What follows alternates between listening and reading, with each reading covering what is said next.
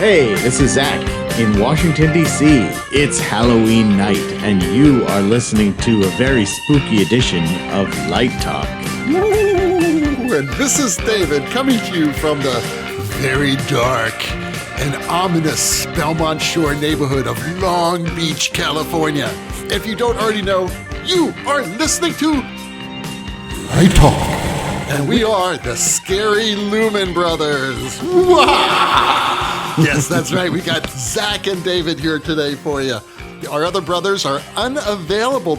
So Zach and I have decided that we're going to make a very special Halloween night program. We're actually taping this on Halloween afternoon, and I'm going to get this sucker out so all of you can listen to it and get really scared tonight, because we've got some stories.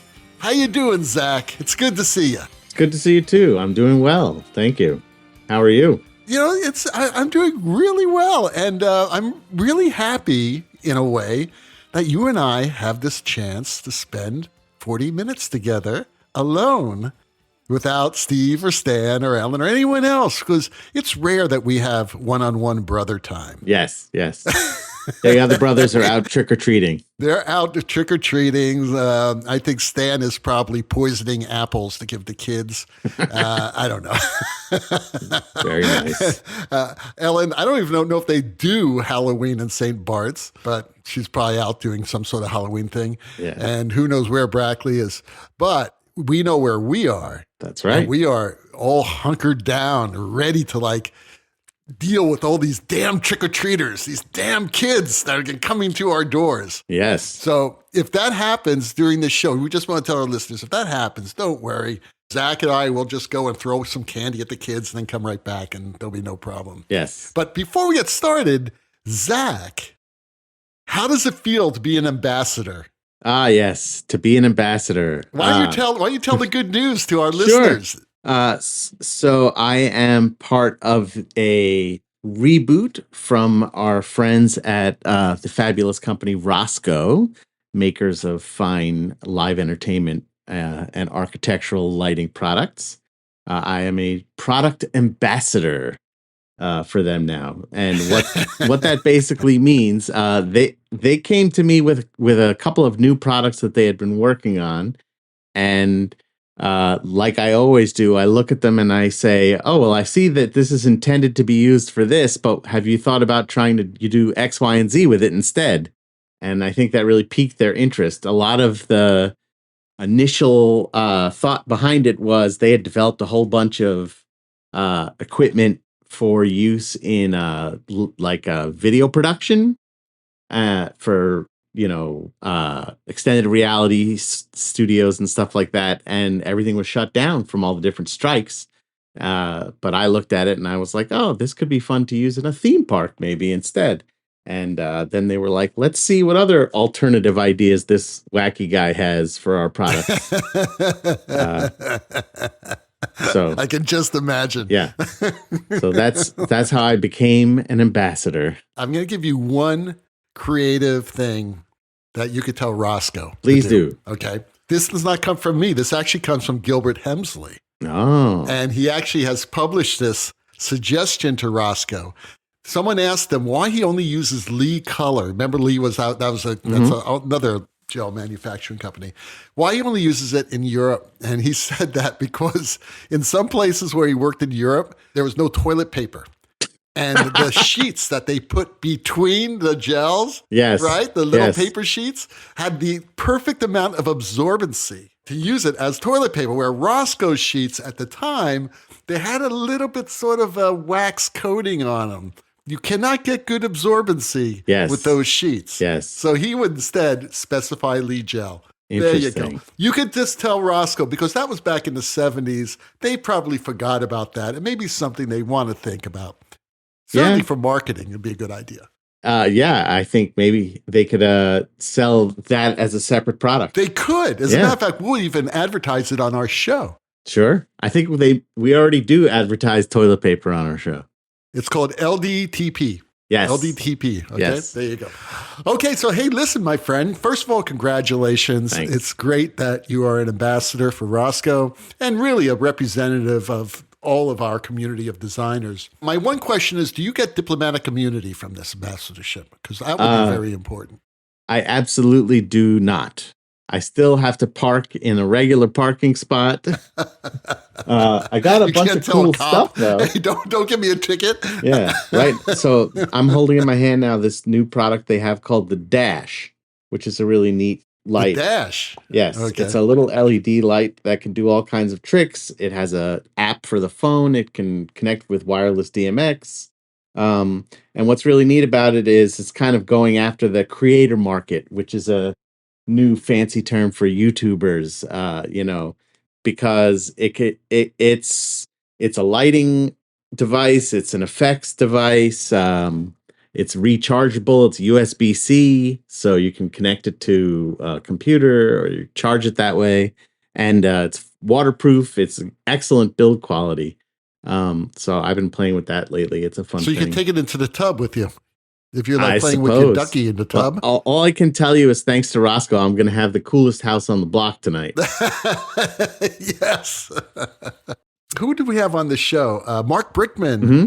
Apparently, this large lighting company basically underwrote his entire landscape lighting. I forgot which company it was, but he's got best lit house in Malibu, wherever the hell he lives. Lights are lights. Boy, that is so awesome. That is so awesome, Zach. So we're going to get all the latest information here on Light Talk first. So be sure to bring it in. Be sure. Okay, so let's get to the show because it's Halloween night. Yes. And you and I are spending Halloween night together on this Zoom call. And I'm kind of scared a little bit because we decided that we were going to name this Welcome to Our Nightmares, right? Yes. Episode 344, Welcome to Our Nightmares. Yes. Now, you're all saying, yeah, everybody has a bad day. Every now and then something happens. You have to adjust. That does occur in almost every show. You're going to have bad days. But there are some shows that things have happened in our careers that are truly frightening. Absolutely frightening. So I'm going to let you kick one off right now, Zach. You tell us just one of your many. I mean, we're going to just only spend about 30 minutes doing this, but just what is something that really makes you sweat when you think about it? I have a nightmare that has happened twice to me, actually, in the same place. So I guess in theory, I've had this nightmare twice, 10 years apart. You've probably heard us talk in the past about this concept of the fire curtain in a theater, especially in older theater. They have a fire curtain. I think in England, they might call it an iron. And basically, this is an old-fashioned safety device where if there's some kind of emergency on stage, the fire curtain can come down and protect the audience. And a lot of times when you're working on a show, before you're able to have patrons come and see the show, before you're able to have an audience, the fire marshal comes in and they inspect it. They make sure it works. They make sure everything is up to snuff and that, everyone's got their paperwork. Well, in some of the newer theaters, they have something called a deluge curtain. And this is actually water. So instead of that sounds like fun. Yeah. So a deluge curtain can release water onto the stage. And hopefully, if you have a fire, put it out. So the Marriott Marquis Theater in New York City is one of those newer theaters that has a deluge curtain. Right. And on two different shows that I worked on in New York City at the Marriott Marquis, the deluge curtain was accidentally set off and flooded the set. Oh my God. And I think both times it was by somebody who was just testing the electronics to make sure that it would work. And when I tell you that it flooded the set, it did. I will say the second time it was much more severe. We had just had a paint call. So they had just painted the deck. No. This was for the revival of Evita. And all of a sudden, this very disgusting, dirty water starts falling down because the basin that holds all the water for the deluge curtain is on top of the Marriott Marquis. So the water's just sitting up there, ready to And drop it's open, down. right? Yeah, so it's probably mosquitoes. So Who knows bird what's shit going in on? it, mosquitoes, rats, Yes. dead rats are in there. Yeah, sure. And all of a sudden, water is pouring down onto the stage, awesome. and then it's dripping down into the pit of the theater. Oh no! So it flooded the pit. And what was really kind of funny about it is, since we had just had our paint call, we had a British design team who had not really worked that much in America before. And they thought this was some kind of water testing that we were doing. So they didn't realize it was an emergency. They thought it was just like, oh, I guess after the paint call, they drop water on everything to see if it, stuck. But right. our friend Driscoll Otto was assisting me at the time. And when that pit started to flood, he ran down and dove into the pit and started helping bring out upright basses and violins and computers. And it was crazy. And then the funniest thing, we canceled that night's performance. They had the entire score of the show laid out across the seats in the orchestra to dry, because they had all the notes that they had handwritten into it. They couldn't lose their notes. Oh no. What a nightmare. So how many nights did it set you back? Because they had to dry out the theater for mold and things like that. It was 2 nights. Because, the good news is Marriott Marquis is a hotel. So there was an abundance of white towels available. I can see all the stagehands out there with the white towels, comforters, bed linens. All union lines were crossed. Did it really set you back? 2 days is a long time on Broadway to be set back. Yeah, we survived. But and I thought that it was a really nice way to give the scenery a kind of relict vintage look. I love that Deluge curtain.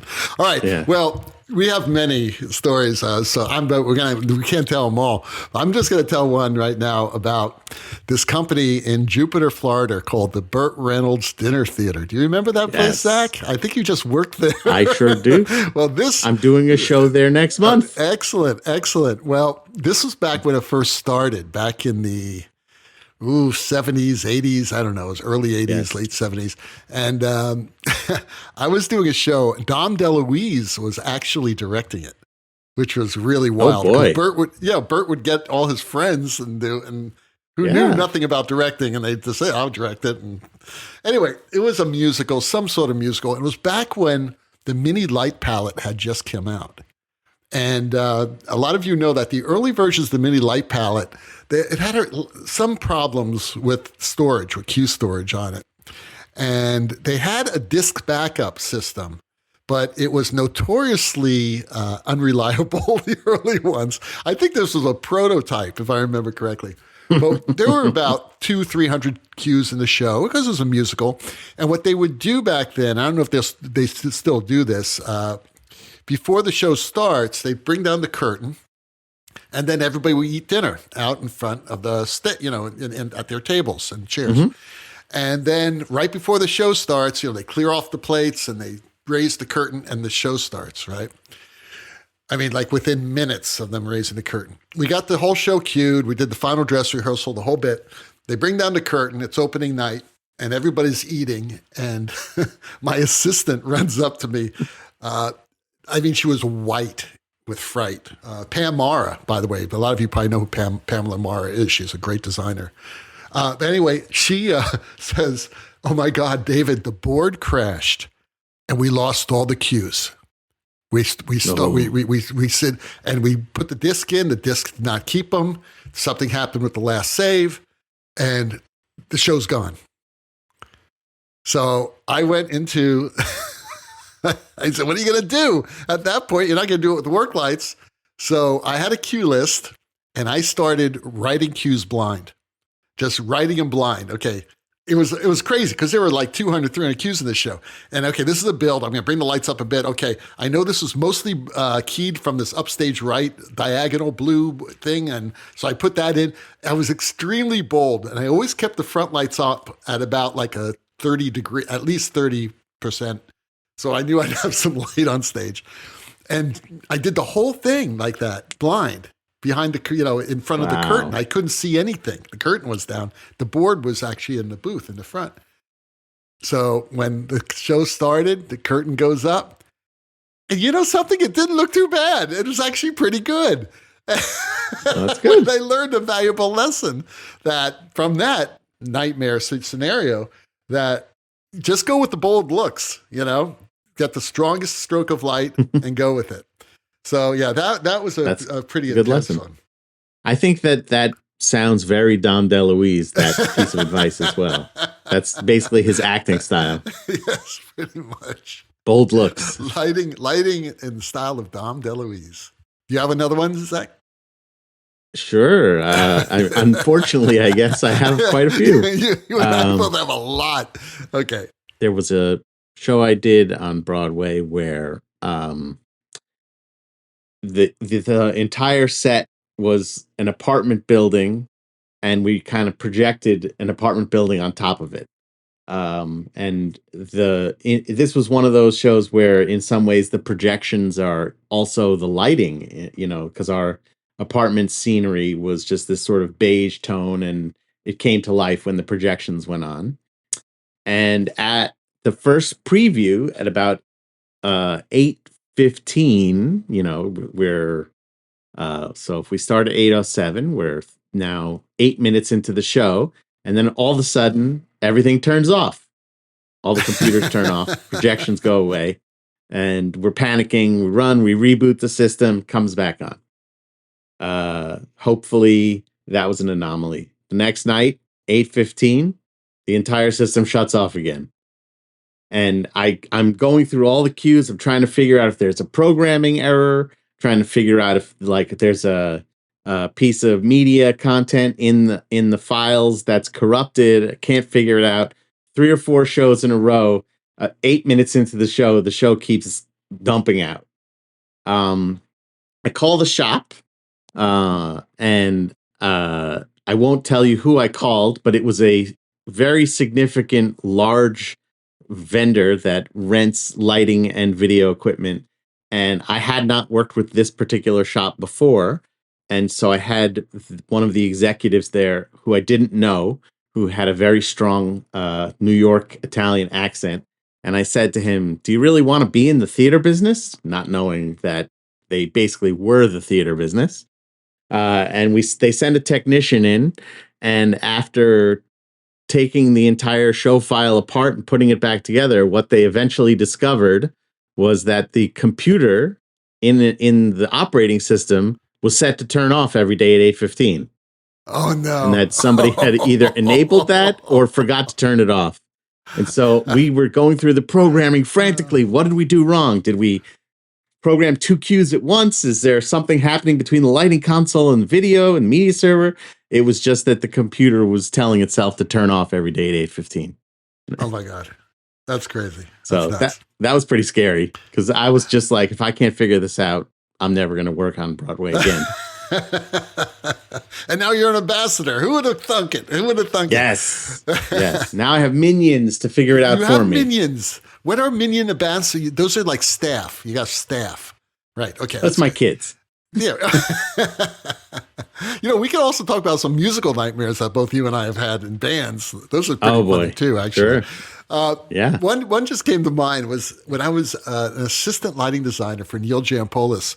We were doing this production of Turandot in Nashville. Actually, it was a show that I think opened in Dallas and went to Miami. And it was this very famous production. As a matter of fact, it's still out there. I can't believe it, because the set is so incredible. It's a giant dragon, and a lot of you probably have seen the set, kind of a famous, infamous set designed by Alan Charles Klein. And I worked with Alan a lot and his partner, Bliss Ebert, who was the director. But anyway, once we got the original show up, it was my job to go and remount the show, no matter whatever city it would go to. And because the set was it was a huge dragon that winded around the set. It was high. You couldn't get any pipes in. Once the set was loaded in, you could bring pipes down to a certain height before it would hit like the dragon's neck. If you can get it to the floor, the deck was all raked and it had carpet with carpet padding under it, so you really couldn't, be secure on it. So for like We'd hang the whole show first, obviously, like every show does, fly it out, and then the set comes in. Well, I'll never forget this production because we sent out the technical requirements of how many, crew we would need and how many hours we would need and all that. Oh, the rider. The rider, you're right. We sent that out to the production manager, and this company at the time was notoriously frugal.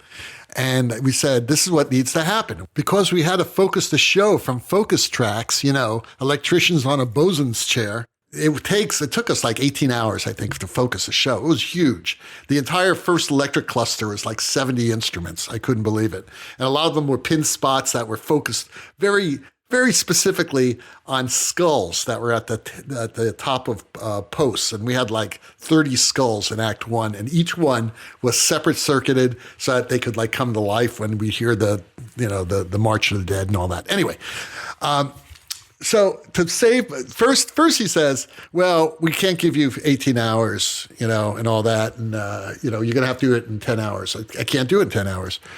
So I talked to Neil, and Neil said, when you show up, if they don't give you that time, just turn around. And I said, okay. So I show up. They pick me up, and I said, you never gave me a production schedule. He says, well, you have 8 hours to focus today. I said, turn the car around. He picked me up from the airport. I literally told him.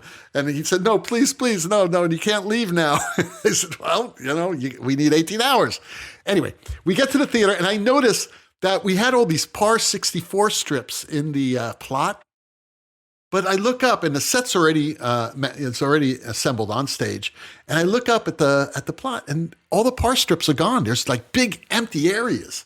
And we use them really heavily in the show. And I said, well, so what's the deal? Where are the PAR strips? He goes, oh, well, my son, to save money, we decided to rent them from Bash in New York City.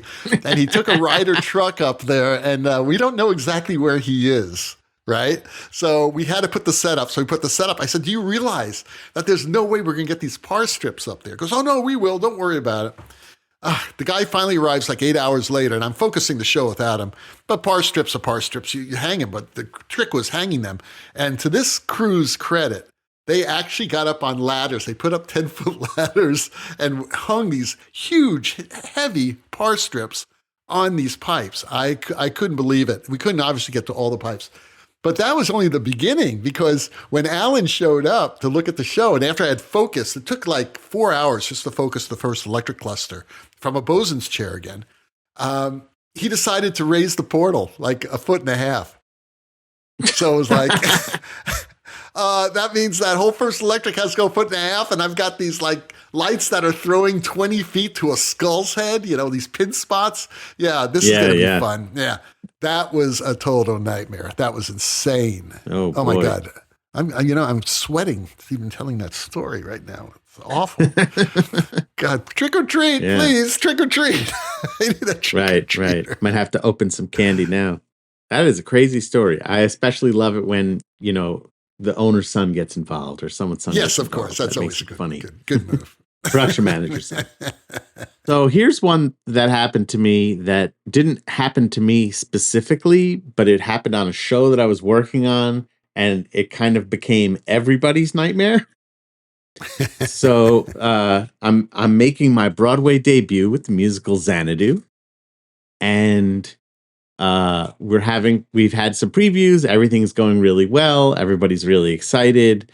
I think that it was our second to last tech rehearsal before we were going to freeze the show. So if you don't know what that means, freezing the show is basically when they kick out all the designers and they say, what we're doing now is what this show is. No more changes. So sometimes that's like a celebratory moment for us. And sometimes that's a terrible moment for us. Where we're like, we didn't get to do that cue that we wanted. So the second to last day, usually the daytime tech rehearsals end at 5:00 because we have dinner break, and then the show is at 8. And 5 minutes before 5, if you don't know the show Xanadu, it's sort of loosely based on the movie. It pokes a lot of fun at the movie, but there's roller skating involved. And our lead in the show is standing in his roller skates 5 minutes before the end of the second to last rehearsal. And he says, it's amazing where this ramp is here that no one has slipped and fallen. And then he proceeds to slip and fall and break his ankle. And he cannot be in the show anymore. So all of us involved in this think, oh my God, we've just lost our show. I'm like, this is my Broadway debut. It's about to not be my Broadway debut. Oh my God. And I think we hadn't even gotten to the point yet of having a standby or an understudy prepare for the role. So they quickly had a guy learn as much of it as he could with no skates for that night. And I think that he kind of performed with script in hand. And then the next day, we had a bunch of meetings with various actors that we begged to join our show. And eventually they went back to the guy who had played the role in the workshop, and he agreed to do it. And the show was a hit. And we were all very relieved, except for the poor guy who broke his ankle, who didn't work on Broadway for quite a while after that. That's sad. But in that moment, oh my God. I can't imagine. When you're doing commercial theater, so much money and prestige is on the line. It's really crazy. But okay, so I have two that come from the same company. A lot of our listeners know that for many years I worked with a company in Colorado called Central City Opera. I think it was like 25 years or something like that. And it was great, wonderful people. But a lot of people who know me professionally know that I have this superstition. Do you have any superstitions, Zach? I mean, I have the ones that I was told to have. I don't know if I've developed any, but there's the no whistling thing. There's the don't say the name of the certain play. Yeah, the certain play, right. Okay, well, this had to do actually with on opening nights, I do not watch the performance. And I usually go to a bar or a restaurant, and then I'll take my curtain call at the end and all that. And the reason why that started at Central City Opera many years ago. And I think it was my first year there. I walked into this very old theater with very little equipment, and they controlled everything using I think back then Roscoe had some sort of PC controller. All right, for a lighting controller. I forgot the name of it. Oh, yeah. Yeah, right. And I totally remember what it is, but I can't remember what it's called. On a PC, and it was notoriously awful. I mean, it would crash constantly, and it was crashing during Tech Week. And this was my first show there. I want to make a good impression. This was before I was an ambassador. Let's point that out. Way before you're an ambassador. This is like what 30? Well, about 30 years ago, maybe. And I told the general director, I said, look, you're going to have to rent like a real light board, because if this thing happens during the opening night, it's going to be horrible. And I told the director I was concerned about him, and this thing kept on crashing during the week. And I don't know if it was a software problem or if it was the operating system's problem. It was a PC, who knows what it was. But all I know, in the middle of opening night of Merry Widow, I'm sitting in the audience next to the director, and halfway through Act 1, blackout. And when I say blackout, everything blacked out. The orchestra blacks out. The stage blacks out, right? The only thing that are on are the emergency lights in the theater. Yeah. Right? So, of course, the orchestra comes to a grinding halt because there's no light in the pit. The singers obviously stop. And I'm sitting there saying, oh my God, it's happening. And it takes about 45 seconds to a minute to reboot the computer. That's what they had to do, and reload the show. So that's going on in the pitch blackness, right? The stage manager comes out, says, hey, everybody, just had a problem here. It's going to, no problem. It's going to be back in it. Sure enough, a minute later, lights come on. Orchestra starts again. About 5 minutes pass, blackout again, right? Same thing. Stage manager comes out, all that. I am dying there. I know there's nothing I can do. I know it's wrong, but you can't fix it. You just cannot fix it. And I'm sitting there next to, and the director is going crazy. And I'm saying, look, I said, listen, we're going to get through this. Don't worry about it. We should just go to work lights and just finish the show in damn work lights. Turn on the house lights so at least the pit is lit. And he says, no, it's going to work next time. It's okay. So minute comes, lights come on. They start again, right? Sure enough, about 5 minutes later, lights go off. And I'm like, okay, we're gonna have to do this.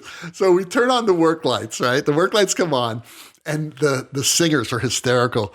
There was 2 singers making out on the couch, like just as a joke, right? He was on top of her, right? And they were going at it, and the audience loved it. They just loved it. Okay, so that was the first time that happened to me, and I stopped going to opening nights. And people were saying, you're ridiculous. Come to see the performance. So we were doing this huge production of Gloriana about 5 or 6 years later. Mm-hmm. And I went to see it, and I didn't go in the theater. There was a little peephole that you could actually look through in the lobby that you could see the theater, because I was going to go in the theater, right? I was properly inebriated before I had the courage to actually go to the theater and do this.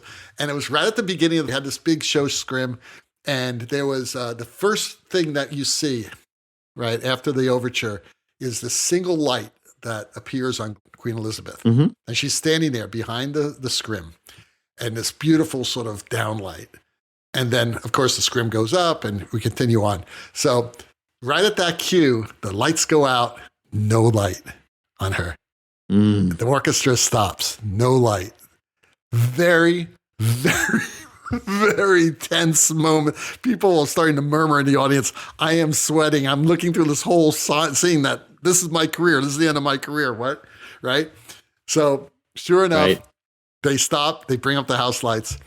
The electricians forgot to turn on the moving lights when they arrived in the theater. So that one light that was supposed to hit them wasn't there. And after that, I don't go to opening nights. I said, that's it. I shouldn't have showed up in this theater. Like you're the bad luck guy. I am the bad luck guy. So if I'm doing a show for you, make sure I'm far away from that theater on opening night. Well, let me ask you this, because this might be a useful thing for some of our listeners to think about. Because I know for myself, it took many years of having what I thought were these career-ending moments before I really was able to learn that it wasn't going to truly be the end of my career. Right. So, like, how did you work through that kind of feeling in your career? Well, I'm sure it's the same way you worked through it, man. It's just experience, because it's live theater, it's live entertainment. Shit happens. And I started working for Disney when we were having triple redundancy on everything, on every live show. Mm-hmm. There's a reason. There's a reason why they do that. Now, things are a lot more stable nowadays. Electronics are better, or the computer systems are better. You don't have breakdowns like that all the time. But back in the early days of computer-controlled lighting, whether it be controllers or fixtures, that was bound to happen. In the early Verilight days, I remember I used a lot of those early Verilights on shows, VL2s, 2Cs, and, the early VL5s, all that. Some of that stuff would be breaking down quite a bit, especially if they overheated, because, back then it was all arc. And in the VL2, all the cues were stored at the light, in a CPU at the light. And the board was just basically giving the initial, direction to to run this cue. Right. So there are a lot of heat sensitive electronics in these lights. That's why they were so loud. So, I think with experience, you just learn that, no, it's not going to be the end of your career, because especially in situations like that where it's totally out of your control. Now, there was one story I was going to tell about early in my career when I made a huge mistake. And I didn't check the sections well enough. And I hung an entire electric that was absolutely useless because it was hanging behind a piece of scenery. That is something that was my fault. But the funny thing is that I was wise enough to make use of those lights in an alternate use. Like, it was always meant to be this downlight on the staircase. Right. I guess that's not working. So.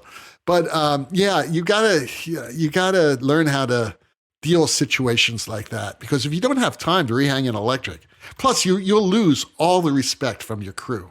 Right. So I learned a valuable lesson. I think I was like 24, 25 when that happened to me, but I learned a really valuable lesson that You got to check those sections more than once because sometimes you miss Sometimes things. we use a secret code for that where I'll call it a design choice, which goes back to a show that I worked on early in my career where we spec this is where we want to put the projector. This is the kind of projector we want. And then I come in for the first day of tech, and the projector is all the way, instead of being in the center on the rail, it's all the way on the house left in a booth. And it's a projector that's like 2/3 the brightness of the one that we had asked for. And I was very young and excited to have the job. So I hadn't yet really learned how to advocate for myself. And I just thought, I have to make this work. I have to make this work. I can't let anyone see that I'm disappointed or upset. And I remember it was a one-woman show starring Amy Irving. Some of you guys might remember who she is. I remember. And she comes out and she asks the director, she's like, why is the projection kind of like, slanted and not that bright? And he goes, oh, it's a design choice. So that's always my code now when something is not right. It's a design choice. It's a design choice. That's a good one. I've never used that one. That's kind of late for me now, but I certainly could have used it earlier in my career. I would just say, of course, that was the stare down light, Right. I mean, that is one of the big challenges that I've had. I don't know if you've had, where we have our department that we're trying to manage and trying to make everything great. And, while we're working on the show, the director is sort of, the captain of the ship. But if something's not working in your department, you kind of don't want to let the director know things are awry. You don't really want to bring them into the argument unless they really have a reason to. You want to project this idea that everything's going to be okay. And so you're trying to protect the director from getting bogged down in all this technical stuff that they probably don't know anything about or want to know anything about anyway. So that's where that design choice always comes in handy. Oh, it's a design choice, but we can make a different one. Yeah. We all have choices. It's all right. And I think that's really good advice, Zach. I'm glad you actually made this episode meaningful to our listeners instead of trivial. Okay, you have one that you really want to tell? I have one more that's a good one. So, in the days where we didn't really have a lot of LED on Broadway, we had mostly projectors. There is the lifelong battle between who can be brighter, the projector or lighting. And, lighting almost always wins. But there was one time when I worked on a show where we beat lighting because while they were mounting the projector to the balcony rail, they accidentally dropped it and smashed the lighting console with it. So we destroyed the lighting console and projections won that day. Did you have a spare projector or did it survive the fall? Did it survive? Well, it was amazing that with the projector also was destroyed, and probably within 5 minutes, everybody in town knew what was happening. I was getting texts from friends working in every other theater like, hey, I heard what happened in your theater. And then when the guy from the shop came, I was like, you've been working on this kind of stuff for 30 years. Surely you've seen this at least once before. And he was like, actually, no. It's a first. But you know what? They had insurance. Yeah.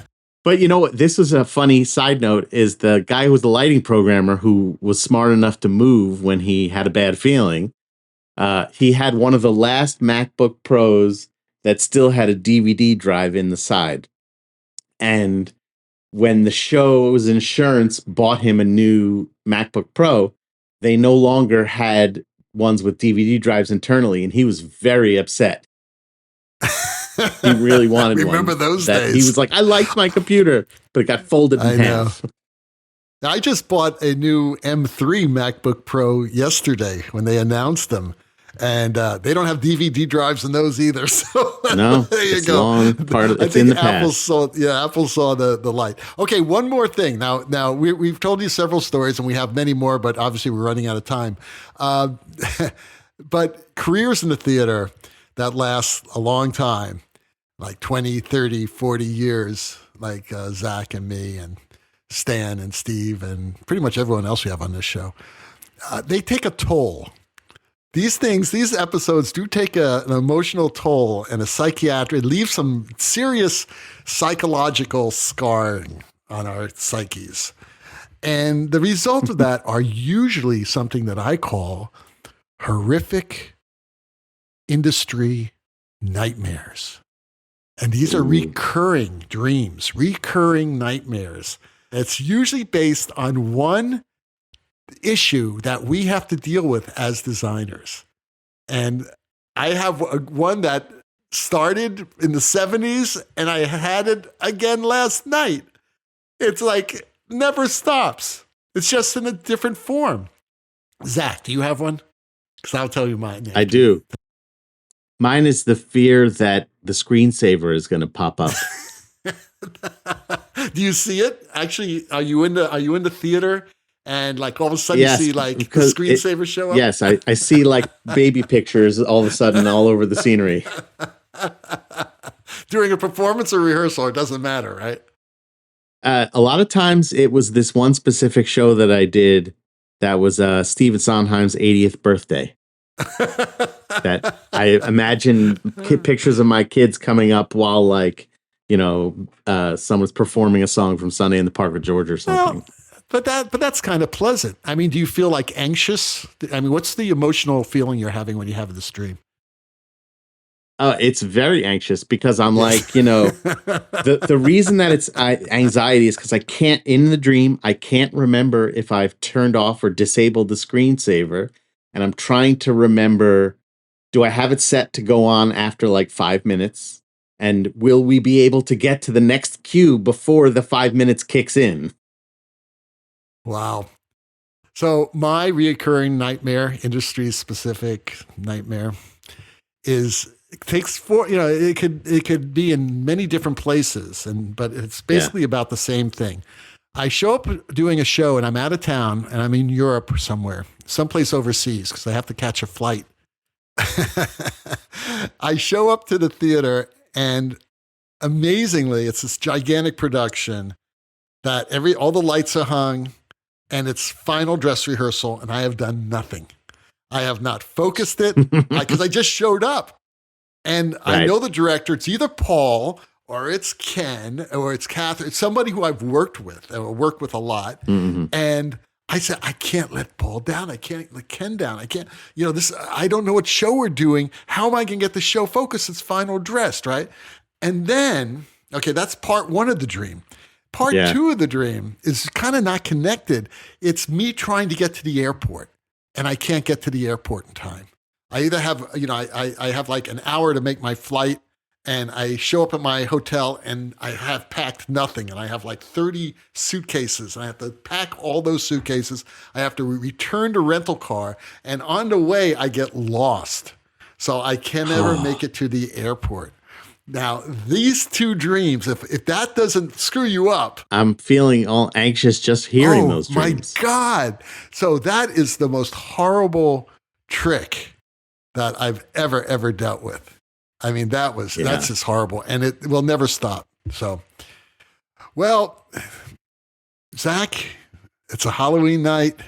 You're ready to give the candies to those little shits, right? I got the Reese's queued up. We get the Reese's pieces.